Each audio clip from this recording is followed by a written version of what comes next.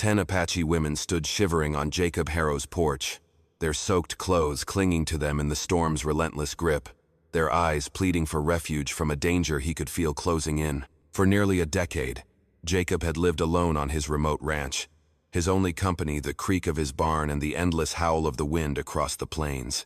But on that rain-soaked night, with thunder shaking the earth and the faint sound of hooves growing louder in the distance, his solitude was about to shatter in a way he never could have predicted. If you're watching this on television, take a second to grab your phone and hit follow, like, or share. That one click means a lot, and it helps us keep telling stories that matter. Jacob had built his life around silence, a choice made after the world took everything he held dear. 8 years ago, his wife, Clara, and their young son, Eli, were killed when strangers passing through their land turned violent. He buried them under the cottonwood tree behind the house, their graves a constant reminder to keep the world at arm's length. His ranch, perched on a hill overlooking a narrow valley, became his fortress, its wooden walls a barrier against anyone who might bring trouble. He spoke to no one, not even the occasional trader who passed by, and his days were filled with the rhythm of tending his horses and mending his gear. The solitude suited him. It was safe, predictable, until that night, when a frantic pounding on his door broke the quiet like a hammer through glass. The knocking wasn't polite. It was raw, desperate, the kind of sound that carried fear in every thump. Jacob sat by his fire, a worn saddle strap in his hands, his body tensing as the noise grew louder. He hadn't heard voices in years, not since he'd made it clear to the nearest town that he wanted no part of their world. The knocks came again, sharper now, mixed with murmurs in a language he hadn't heard since the days when Clara was alive. Apache. The word alone sent a chill through him. The last time he'd heard it, he'd lost everything. His hand drifted toward the shotgun resting above the fireplace, an old habit from nights when he slept with one eye open. But something about the voices stopped him. They weren't threats or commands. They sounded broken, scared, like people who had nowhere else to turn. Jacob moved to the door, each step heavy, his boots scuffing the worn floorboards. Through the thick oak, he could make out words now, women's voices, urgent and hushed. One voice stood out, speaking English with a cadence that felt deliberate, like every word was a struggle. "Please, we know someone is inside. We need a place to stay, just for tonight." Jacob pressed his hand against the door, feeling the faint vibration of their desperation. 8 years of isolation had sharpened his instincts, and every one of them screamed that danger was near, not from the women, but from whatever had driven them to his doorstep in a storm that could drown a man in minutes. He thought of Clara, how she'd always pushed him to see the good in people, to offer help even when it felt risky. But Clara wasn't here anymore.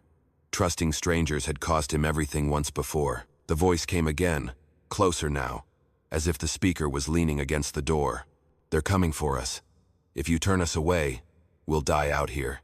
And when they find our bodies at your gate, they'll come for you too." Jacob's fingers hovered over the iron latch that kept his door secure. In all his years alone, he'd never opened it for anyone. But there was something in that voice, a raw certainty that made his gut twist. Whatever was out there, it was close. Too close. He could almost smell the trouble, like smoke carried on the wind. The latch felt heavier than it should have, as if it carried the weight of every choice he'd made since he'd buried his family. When he finally lifted it, the creak of the hinges felt like the end of one life and the start of another. The door swung open, revealing a sight that would stay with Jacob for the rest of his days.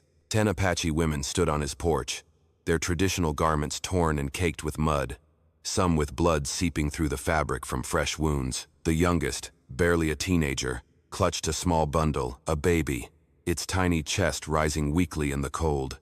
The oldest, her hair streaked with gray, had eyes that carried the weight of too many losses. But it was the woman who'd spoken through the door who held his gaze. She stood slightly apart, her posture defiant despite the exhaustion carved into her face. A cut above her eye dripped blood, and her dress was ripped at the arm, but her eyes locked onto his with unshakable resolve. "I'm Neela," she said, her English steady but accented. "These are my kin sisters, daughters, my people. We've been running for 3 days." And Jacob opened his mouth to ask questions, where they'd come from, why they were alone, what they were running from, but the sight of the baby's pale face stopped him. Some things mattered more than answers. "Get inside," he said, stepping back to let them pass. They moved quickly, like shadows slipping into the warmth of his small cabin. For years, his home had been his sanctuary, a place where the world couldn't touch him. Now, with these women filling the space, it felt too small, too fragile. They brought with them the smell of rain, fear, and something sharper blood, not all of it theirs. Neela was the last to enter, and as she passed, she spoke so softly he almost missed it. "The men chasing us are close. An hour, maybe less. They won't stop until we're all dead." Jacob slid the latch back into place, knowing it wouldn't hold against what was coming. His sanctuary had been breached, not by force, but by his own decision. There was no going back now. "Why are they after you?" he asked, turning to Neela. Her eyes met his, and in them, he saw a pain he recognized, the kind that came from losing everything and still finding a way to keep going. "Because we didn't die quietly," she said. "Because we chose to survive when they wanted us gone. Because we fought back when they burned our homes and killed our men." The baby in the young girl's arms let out a weak cry, and Neela's face hardened. "And because one of their leaders won't see daylight if we live to tell what he did to my youngest sister." Jacob's stomach turned. He knew men like that, soldiers who hid behind badges but acted like wolves. Men who took what they wanted and silenced anyone who might talk. "How many are coming?" he asked. 8, maybe 10, Neela said. "Led by a man named Captain Vance. He's been tearing through our villages for months, calling us threats. But what he really wants is to bury anyone who knows what he's done." Jacob moved to the window, peering through a crack in the shutters. The storm raged outside, but he could sense movement in the darkness, men who knew how to stay hidden. He turned back to the women, some tending to wounds, others comforting the youngest among them. They looked like survivors, not fighters. But Jacob had learned long ago that surviving sometimes meant becoming something you never meant to be. "There's a cellar under the kitchen," he told Neela. "Stone walls, hidden door. It could fit you all, but it'll be tight." She shook her head. "If they find us, you die with us. If they find an empty house, they might think you had no part in this. We won't drag you into a war with the army." Jacob almost laughed. "Too late for that," he said. "I stopped being their friend the day they let my family die. The only question now is whether we run or make them regret coming here." Something shifted in Neela's eyes, surprise, maybe even a flicker of hope. Outside, the storm was starting to ease, taking with it the cover that had hidden the women's approach. And then, faint but unmistakable, came the sound of hooves slogging through mud and the low murmur of men who thought they had their quarry cornered. The sound of those hooves was like a clock ticking down to judgment. Jacob moved fast, grabbing his shotgun and a tin of shells from a shelf. But as he turned, he saw something that made him pause. Neela wasn't the frightened woman who'd knocked on his door. She stood taller now, her grip tight on a knife that caught the firelight. The other women had changed too, some pulling weapons from beneath their torn clothes, others moving with a quiet precision that spoke of experience. "You're not defenseless," Jacob said, the truth hitting him like a cold wind. "We never were," Neela replied, her voice steady as steel. "But sometimes it's smarter to let men assume what they want. Vance thinks he's chasing scared women who'll beg for mercy. He's about to learn he's wrong." The youngest woman, still holding the baby, slipped toward the back of the house with 2 others, moving like they'd planned this moment. Jacob realized these weren't refugees he'd let in. They were fighters who'd chosen his ranch as their battleground. "How many men have you taken down?" he asked Neela, his voice low. Her eyes didn't waver. "Enough to know Vance's soldiers aren't the first to underestimate us. They won't be the last, but they'll be the most shocked." Outside, the voices grew clearer, men shouting to each other, planning their approach. Jacob counted at least 6, maybe more, trained soldiers, but in unfamiliar territory, chasing prey they'd misjudged. "The cellar," Jacob said again, but Neela cut him off. "Running means they hunt us forever. Hiding means they find us eventually. But if we stop them here, tonight, it ends." Jacob felt a clarity he hadn't known in years, the kind that came when survival left no room for doubt. These women hadn't stumbled onto his land by chance. They'd chosen it, chosen him, because they knew the kind of man he'd been before grief locked him away. "What do you need from me?" he asked. Nyla's smile was sharp, like the edge of her blade. Vance expects helpless women. He'll find us instead. But when his men see a rancher fighting beside Apache, they'll pause. That pause will be their undoing. A horse snorted close to the house, and boots sloshed through the mud outside. Someone was circling, checking for ways in, setting up their attack. Jacob checked his shotgun, making sure it was ready. Clara's voice echoed in his mind, telling him kindness was what made them human. But kindness, he was starting to see, sometimes meant fighting for those who couldn't fight for themselves. One more thing, Nyla said softly. If we survive this, you can't stay here. Killing Vance will bring questions, maybe more soldiers. They'll want answers. Jacob nodded. He'd known that the moment he opened the door, 8 years of quiet was over. But maybe that was how it was meant to be. Maybe some men weren't built to hide forever. A voice cut through the storm, loud and smug, dripping with confidence. I know you're in there. Come out now, and we'll make this easy. Captain Vance had arrived, thinking he held all the power. Jacob took his place by the front window while Nyla and 3 women faded into the shadows of the main room. The others had slipped to the back, setting up defenses to confuse anyone who tried to storm in. These weren't victims. They were a war party who'd been planning this fight for days. Rancher, Vance's voice boomed again. We're after dangerous fugitives. Open this door, or we'll treat you like one of them. Through the shutters, Jacob saw shapes moving, soldiers fanning out to block any escape. They thought they were trapping a handful of scared women and maybe a foolish rancher. Nyla appeared beside Jacob, silent as a ghost. The one by the barn, she whispered. That's Sergeant Cole. He was there when they killed my brother. She pointed to another shadow near the well. That's Corporal Reed. He held my cousin down while Vance. She didn't finish. She didn't need to. Jacob felt a familiar rage stir, the kind that had kept him alive through years of loss.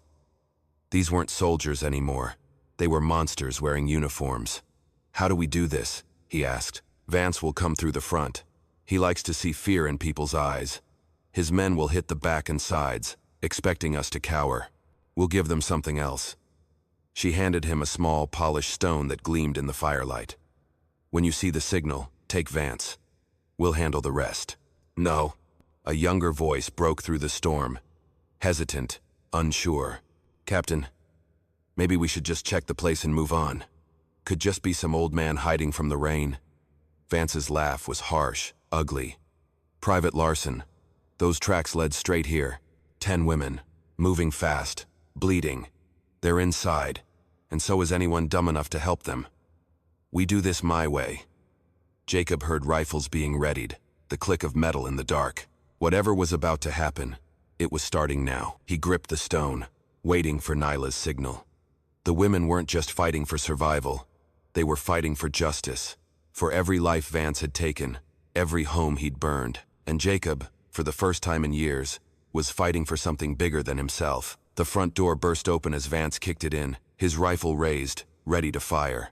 But instead of terrified women, he found himself staring into the barrel of Jacob's shotgun. For a heartbeat, confusion crossed Vance's face. This wasn't the plan. That moment was all Nyla needed. The stone flashed in the firelight, a signal to the women hidden throughout the house.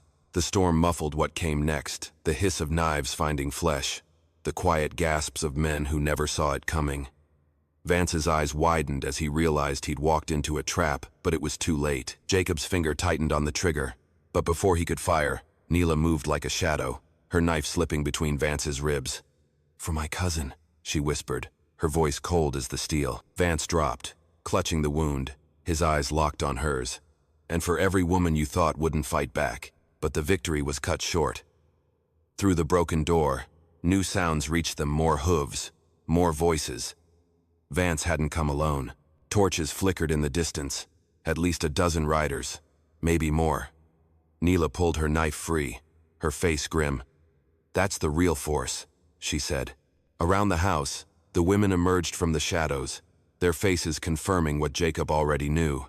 They'd taken out Vance's squad, but the real army was just arriving. How many? Nyla asked one of her women. 15, maybe 20. They heard the shot. They know something's wrong. Jacob felt the weight of impossible odds settling in. Fight and die, or surrender and die slowly. But as he looked at Nyla and her warriors, He saw another path, one that meant becoming the man he'd buried 8 years ago. The cellar, Jacob said, not for hiding, but for surviving what's coming. Neela shook her head. We can't outrun this many. They'll chase us across the territory. We're not running, Jacob said, moving to a locked chest he hadn't touched in years. Inside were tools from his past dynamite, fuses, relics from his days blasting rock for railroads and, later, for war. This ranch sits on a hill, he explained, his hands moving with old muscle memory. The valley below floods when the dam breaks. In a storm like this, it'll fill with water in minutes. Anyone down there won't stand a chance. Neela's eyes lit with understanding. But you're home. Jacob looked around the cabin that had been his cage. Some things matter more than a house, he said, echoing Clara's words from a lifetime ago. Outside, the voices grew louder. Orders barked as soldiers found Vance's body. The baby in the young woman's arms stirred, its dark eyes wide, sensing the tension. Lieutenant Vance is dead, a voice shouted. Come out now, or we burn you out. Neela looked at Jacob, her expression unreadable. If we do this, there's no going back. You'll be a wanted man. Jacob hefted the dynamite. I've been a ghost for 8 years. Tonight, I'm choosing to be alive. But as they moved toward the back door, a new sound stopped them, a baby's cry. Not the one in their arms, but another, out in the storm. Somewhere out there, a soldier had brought a child, and that changed everything. The distant cry hit Jacob like a punch. He froze, the dynamite heavy in his hands. Through the shattered door, torchlight danced across Vance's body. But beyond it, a child's wail carried through the rain. Neela grabbed his arm, her grip tight. It could be a trap. They've used kids before. But Jacob knew that cry wasn't fake. He'd heard too many real ones in his life. Someone out there, probably one of Vance's men, had dragged their own child into what they thought would be an easy killing. Now that child was caught in the crossfire. We can't blow the dam, Jacob said quietly. Not with a kid out there. One of the women hissed, her voice sharp. My daughter's life is worth as much as that one.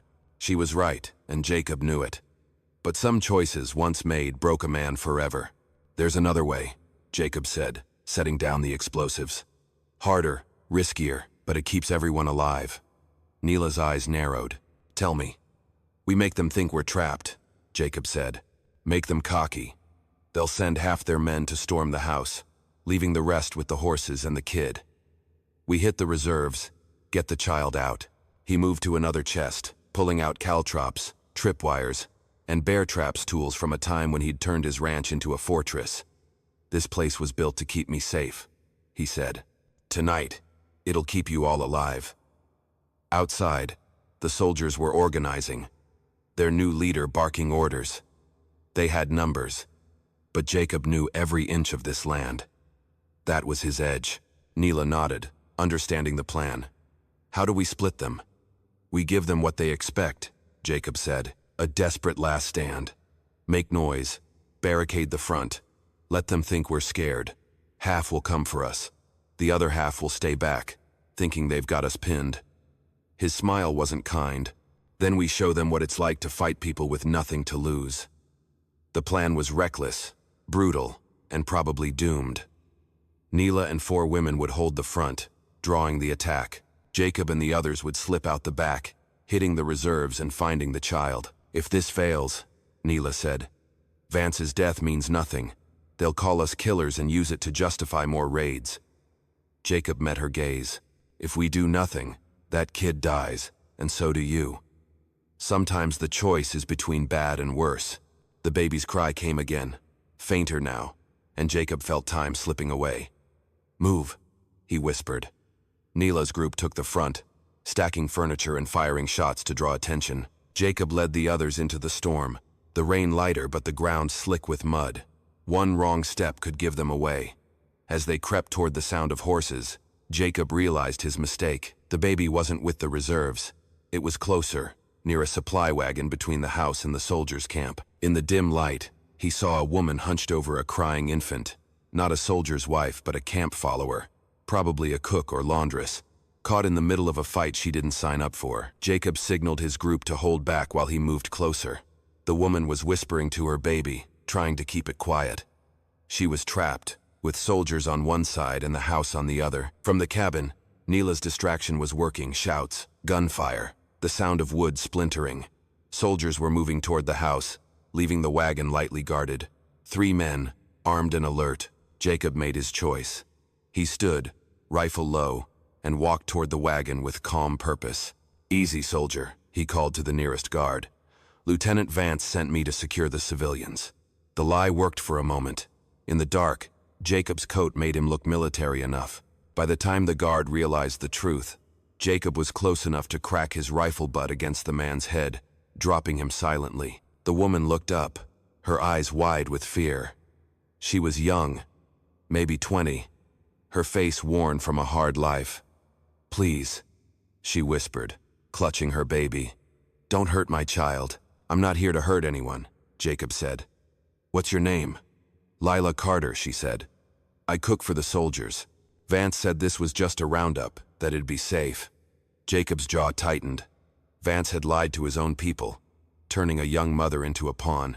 "Lila, when the shooting starts, run for those trees and don't stop. Follow the creek south to a trading post. Tell them Jacob Harrow sent you." She nodded, tears mixing with the rain. Before he could say more, the other guards spotted him, one shouting as the other raised his rifle. But Neela's women were already moving, their knives flashing in the dark. The fight was over in seconds. Lila ran with her baby, disappearing into the trees. But as Jacob turned back toward the house, the sounds of fighting stopped. Silence fell, heavy and wrong. Either Neela's group had won, or they were gone. Then a new voice rang out, cold and commanding. "This is Colonel Harris, United States Army. You're surrounded by a full company. Surrender, or we'll burn you out and hang what's left." Jacob's heart sank. Vance had been a decoy. The real threat was Harris, who'd been waiting in the shadows, letting his men die to set the trap. But then Neela's voice cut through the night. "Jacob, we have Harris's son." The air went still, even the storm seeming to hold its breath. Harris's voice came again, less certain now. "Let my boy go and we'll talk terms." "No terms," Neela shouted. "Only justice." Jacob slipped back toward the house, moving through the dark, avoiding soldiers now positioned like a noose around his land. Inside, he found Neela with a young lieutenant, her knife at his throat. The boy, barely 20, had Harris's sharp features but none of his father's confidence. "He tried to sneak in the back," Neela said. "Thought he could outsmart us." The lieutenant's eyes were wide with fear. "How old are you?" Jacob asked. 20, the boy whispered. "Same age as Lila's kid, who's running for her life because your father made her a target," Jacob said. "Did you know what Vance was doing to those villages?" The boy's gaze flickered, horror dawning. "I thought... Father said they were raiders, that we were protecting people." "Your father lied," Neela said. "We were peaceful until Vance came." "But peace doesn't pay for wars, does it?" Harris's voice came again, desperate now. "I have 60 men out here. Let my son go, and I'll get you to the border." Jacob shook his head. Promises from men like Harris were worthless, but the boy's fear, his growing realization, gave Jacob an idea. "There's another way," he told Neela. "One where he doesn't have to die." His testimony could expose Harris, Vance, all of them. The boy swallowed hard. "You want me to turn on my father?" "I want you to tell the truth," Jacob said. "Can you handle what that means?" Before the boy could answer, new hooves thundered in the distance. Not Harris's men, someone else. Torches appeared, carried by riders in different uniforms, federal marshals maybe. Someone had been watching Harris, and tonight's bloodbath had drawn their attention. Dawn broke 6 hours later, the sky streaked with red and gold, a fitting end to a night that had changed everything. The marshals had listened to young Lieutenant Harris's story, their faces hardening as he detailed crimes that reached beyond Vance's unit to the territorial government. Colonel Harris was taken away, his career ruined by his son's courage. The surviving Apache women were promised protection and reparations, though no amount could replace their lost homes and families. Jacob stood in the doorway of his wrecked cabin, watching Neela and her people prepare to leave. The babies, both the Apache child and Lila's daughter, had made it through the night, but the cost had been heavy. 2 of Nyla's women lay dead in the mud, their sacrifice buying the others a chance to live. "Where will you go?" Jacob asked Neela. "North, to kin who got away from Harris's raids," she said. "We'll start over, but not here. Too much death." She studied him. "And you? Your home's gone, your solitude's over."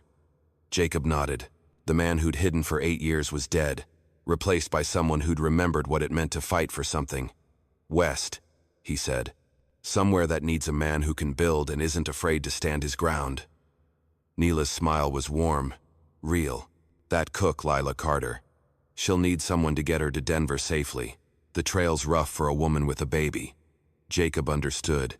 His first step as a new man wouldn't be running toward freedom, but making sure others found theirs. As Neela's people rode north and Jacob prepared to head west with Lila, the sun rose higher over a ranch that had seen too much blood and just enough justice. Years later, folks would talk about the night 10 Apache women, and a lone rancher faced down an army and won.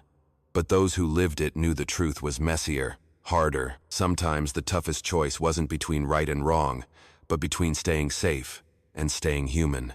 And when it mattered most, being human was all that counted. If you're watching this on television, grab your phone and hit follow, like, or share. That small click helps us keep telling stories like this, stories that remind us what it means to stand up when it counts.